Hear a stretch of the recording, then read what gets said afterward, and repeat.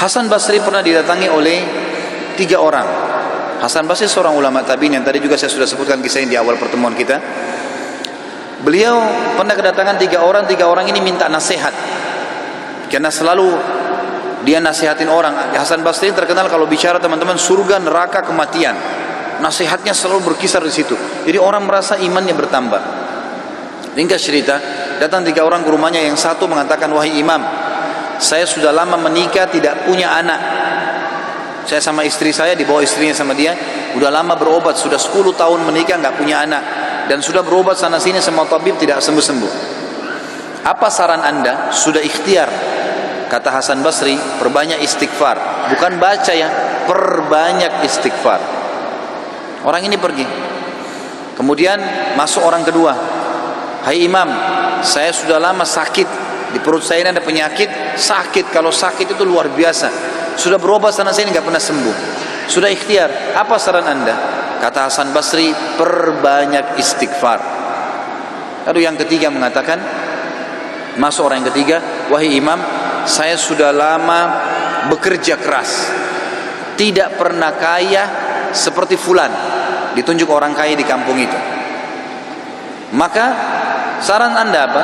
Dia bilang perbanyak istighfar, perbanyak istighfar. Maka pada saat itu teman-teman sekalian, waktu sudah pulang semua, istri Hasan Basri tanya, kenapa tadi 3 orang ini pulang semua? Ada beberapa athar menyebutkan murid-muridnya yang bertanya, gitu kan? Kenapa anda cuma mengatakan istighfar? Kenapa anda tidak pandu mereka? Mungkin yang satu butuh modal, yang satu butuh tabib, dokter, satu butuh obat mungkin. Kata dia, tidakkah kalian sudah dengar kalau mereka sudah ikhtiar, tinggal ada penghambatnya nih, dan penghambatnya adalah dosa-dosa mereka. Dan Allah sudah berfirman dalam surah Nuh, surah nomor 71 ayat 10 sampai 12. A'udzubillahi minasyaitonirrajim. Nabi Nuh berkata kepada kaumnya, faqultu astaghfiru rabbakum innahu kana ghaffara.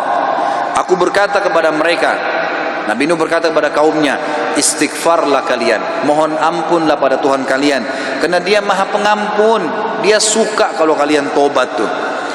Ayat 11 nya,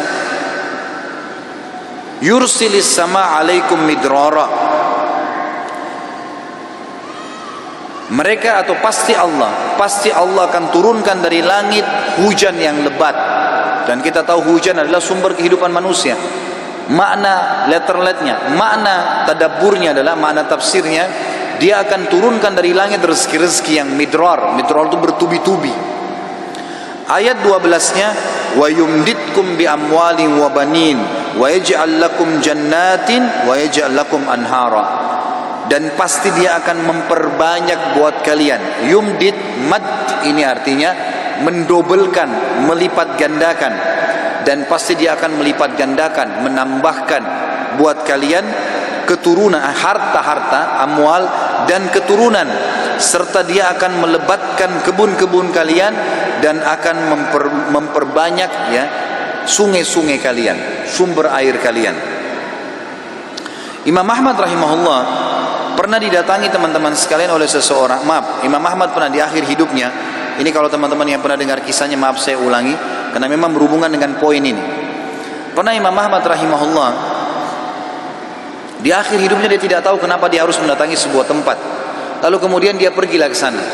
Setelah dia tiba di kota itu, tiba waktu maghrib, dia masuk ke sebuah masjid, lalu dia sholat maghrib. Habis maghrib beliau duduk rahimahullah dengan membaca Al-Quran. Imam Ahmad ini kalau nggak salah meninggal tahun 240-an, salah satu dari 4 imam madhab ya. Imam Ahmad rahimahullah masuk ke masjid, kemudian beliau duduk sholat maghrib, duduk mengaji sampai isya. Beliau sholat isya berjamaah karena tidak tahu kenapa datang ke kota itu. Lalu kemudian beliau ingin istirahat. Habis sholat ba'diyah isya, orang-orang semua pada bubar. Imam Ahmad ke sudut masjid, lalu dia baring. Marbot masjidnya datang tanya, wahai imam, wahai syekh. Syekh ini dalam bahasa Arab bisa berarti orang tua, orang kaya, atau orang pintar ya. Bisa 3 artinya. Kebetulan Imam Ahmad dipanggil syekh di sini maksudnya adalah orang tua. Hai syekh, hai orang tua gitu ya. Kenapa anda di sini? Kata Imam Ahmad, saya mau istirahat, saya musafir, nggak ada kenalan. Kata dia, tidak bisa di masjid. Anda harus keluar dari masjid. Lalu kemudian disuruh keluar. Kata Imam Ahmad, saya didorong-dorong dari masjid, keluar dari masjid.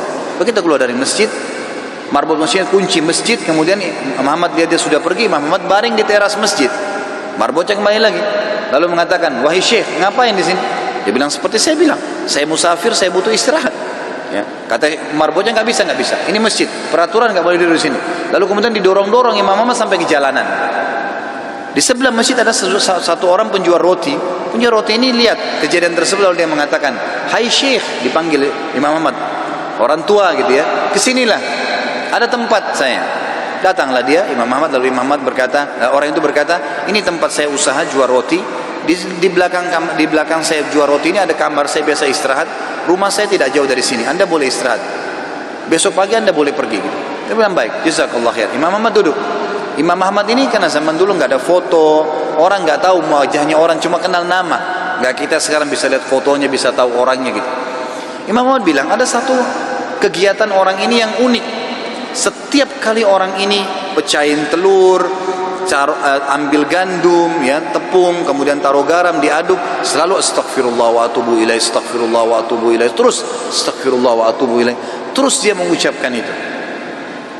Maka yang terjadi adalah Imam Ahmad bertanya, berapa lama kau amalkan ini? Sudah berapa lama kau amalkan? Kebetulan Imam Ahmad ini di akhir hidupnya ya, sudah sangat tua. Orang ini juga seumur Imam Ahmad. Dia bilang sudah lama, dari saya masih muda. Kata Imam Ahmad, apa hasilnya istighfarmu ini?